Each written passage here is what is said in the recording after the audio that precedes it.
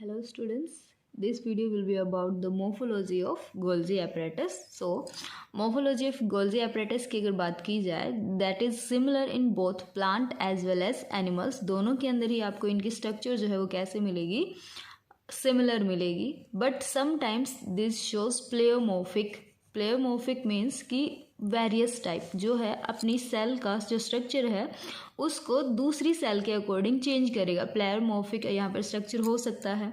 कुछ सेल्स के अंदर ये अपीयर आपको किस फॉर्म में होगा, कॉम्पैक्ट एंड लिमिटेड रीजन्स में अपीयर होगा.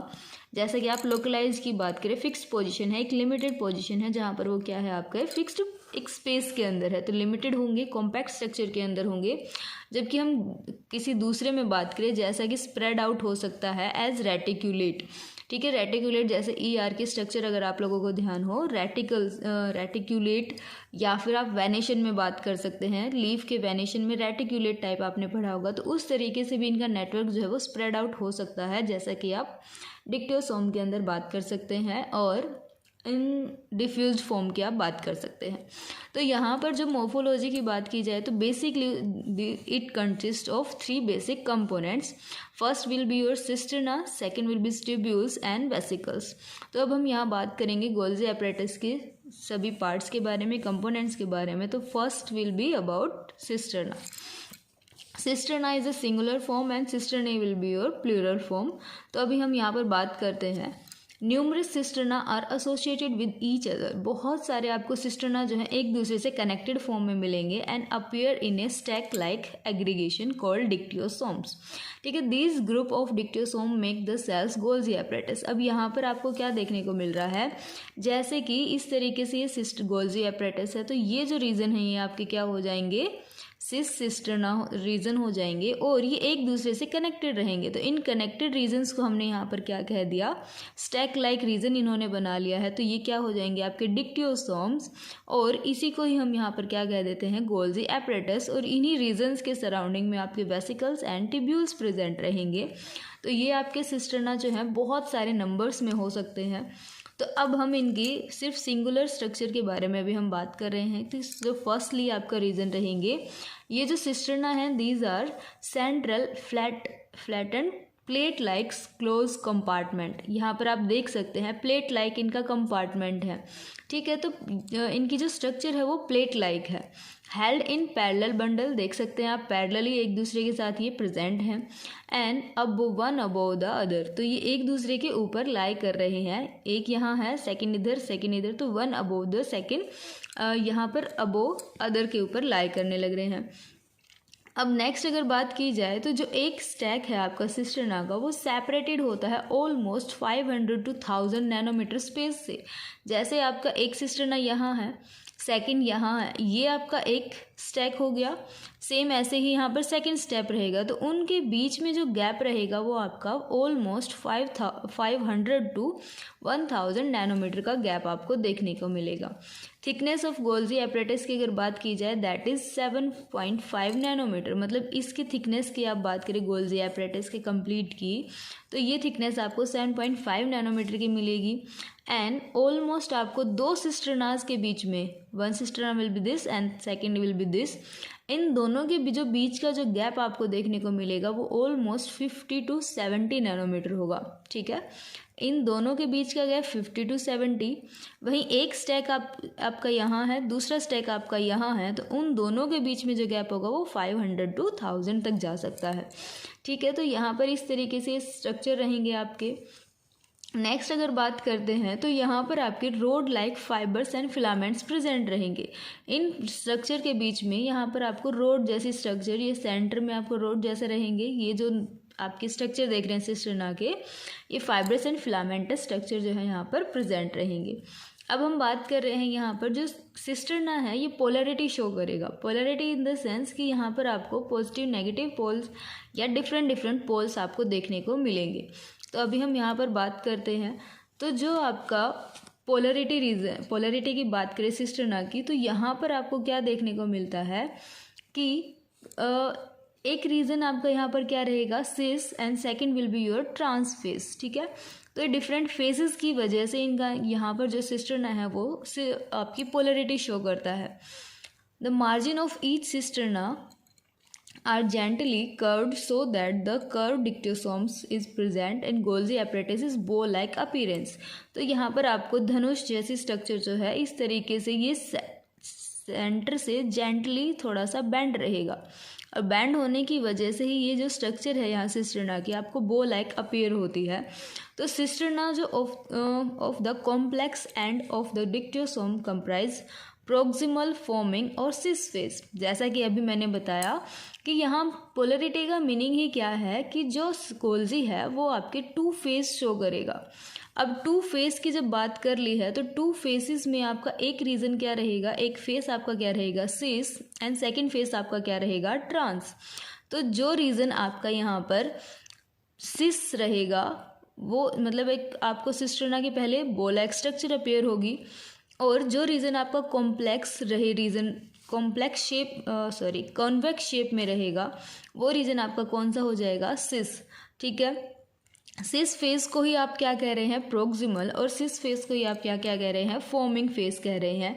तो सिस प्रोक्सिमल का मतलब क्या हो गया आपका यहाँ पर proximal P for pass and P for proximal. तो जो रीजन आपका किसके पास है यहाँ पर near the E R region present है वो रीजन आपका क्या हो जाएगा प्रोक्सिमल रीजन हो जाएगा और जो रीजन आपका नियर द आपके किसके पास रहेगा यहाँ पर या आप कह सकते हैं away from the E R तो वो आपका कौन सा हो जाएगा ट्रांस फेस हो जाएगा। जैसा कि अभी मैं आपको एक स्ट्रक्चर के थ्रू एक्सप्लेन कर स्ट्रक्चर में आप देख सकते हैं। तो ये वाला जो रीजन है ये आपका कौन सी शेप का है कॉन्वेक्स शेप का है। ठीक है, कॉन्वेक्स शेप है, साथ ही साथ ये वाला रीजन आपके प्रोक्सिमल रीजन भी हम इसे कह रहे हैं और फॉर्मिंग रीजन भी हम इसे कह रहे हैं। तो ये आपका पास है किसके न्यूक्लियस के पास या आप इसे कह सकते हैं ई आर के पास लाई कर रहा है। तो पी फॉर पास मतलब ये ई आर के पास वाला रीजन है तो ये आपका कौन सा हो जाएगा सिस फेस। और वहीं अगर आप यहाँ पर इस वाले सिस्टर्ना की बात करें तो ये वाला रीजन आपका कहाँ पर है डिस्टल है। ठीक है, distal means D for distal, D for दूर। तो दूर किससे है यहाँ पर ये न्यूक्लियस से दूर है, ई आर से दूर है और यहाँ प्लाज्मा मेम्ब्रेन के पास में लाई करेगा। तो जो ट्रांस फेज है वो आपका मैच्योरेशन फेज भी हो जाएगा और यहाँ पर आपका ये ट्रांस फेज भी हो जाएगा। ठीक है, तो इस तरीके से दोनों स्ट्रक्चर एक्सप्लेन हो गई हैं और साथ ही साथ ये जो शेप आपको मिलेगी ये किस शेप की मिलेगी कॉनकेव शेप की मिलेगी। जो सिस फेस है वो कॉन्वेक्स शेप का है, ट्रांस फेस जो है वो आपकी कॉनकेव शेप की मिलेगी। ठीक है, तो यहाँ पे भी देख सकते हैं। तो इस तरीके से ट्रांस फेज आपका हो जाएगा मैच्योरेशन फेज, डिस्टल फेज और ट्रांस फेज आप बोल सकते हैं और ये आपको कॉनकेव शेप का मिलेगा। नेक्स्ट की अगर बात करते हैं यहाँ पर तो आपका ये कॉनकेव लिख लीजिएगा इसका and the cisterna of the concave and.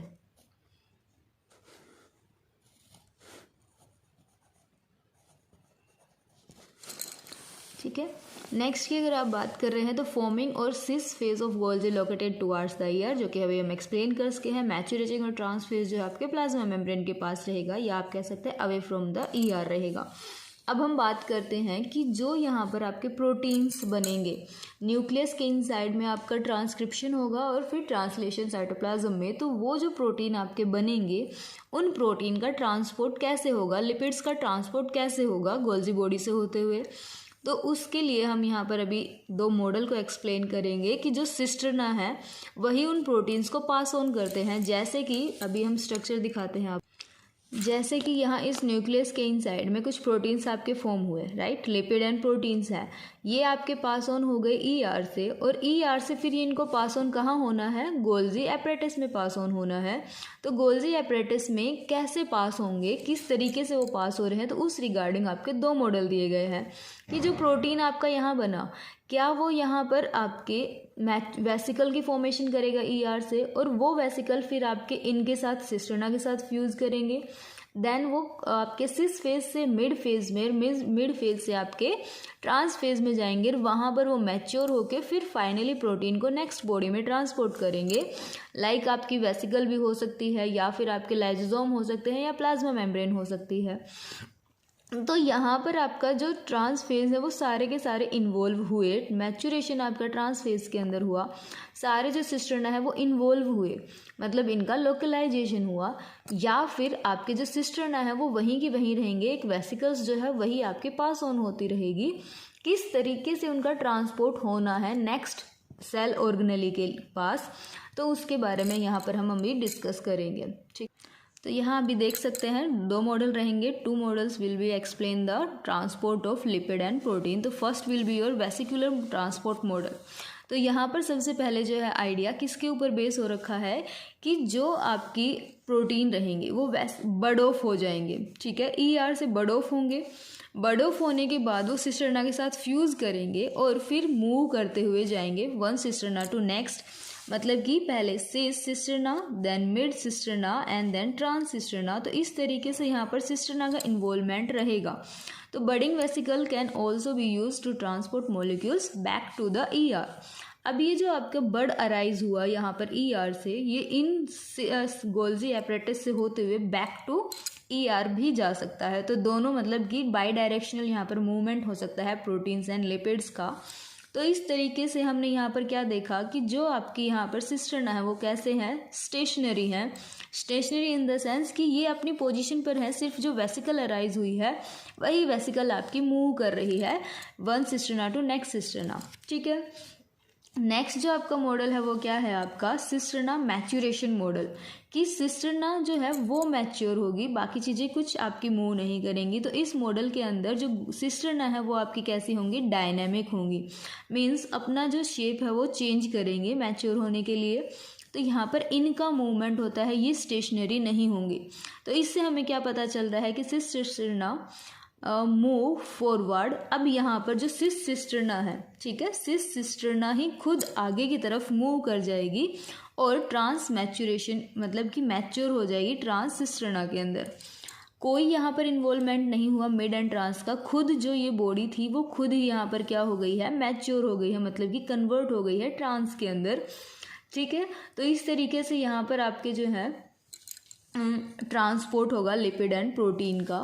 Sis cisterna जो है वो फॉर्मिंग करती है by fusing the vesicle and cis phase. तो यहाँ पर जो आपकी नया सिस्टर्ना जो फॉर्म होगा यहाँ इस मैच्योरेशन मॉडल के अंदर, वो कैसे फॉर्म होगा आपका, वो जो आपकी सिस सिस्टर्ना जो पीछे मैच्योर हो गई थी अब वो नई बनाएगी, कैसे, वेसिकल्स के साथ फ्यूज़ करके, ठीक है। जो ER से जो वेसिकल्स अराइज करेंगे उनके फ्यूज़न के बाद ER आपका ER के वेसिकल्स जो हैं वो फ्यूज़ करेंगे और फिर आपके गोल्जी एपरेटस की फॉर्मेशन होगी, ठीक है। तो इस तरीके से यहाँ पर लिपिड एंड प्रोटीन्स का ट्रांसपोर्ट चलेगा। नेक्स्ट जो स्ट्रक्चर रहेगी, अभी हमने सिर्फ सिस्टर्ना का ही डिस्कस किया है कि कैसे सिस्टर्ना के अंदर ट्रांसपोर्ट हो रहा है, कैसे उनकी स्ट्रक्चर्स प्रेजेंट है, कितना कितना गैप उनके अंदर प्रेजेंट है। नेक्स्ट स्ट्रक्चर जो है आपकी क्या हो जाएगी यहाँ पर, ट्यूब्यूल एंड वेसिकल्स। तो that will be discussed in your next video. That is enough for this video. Okay, bye bye.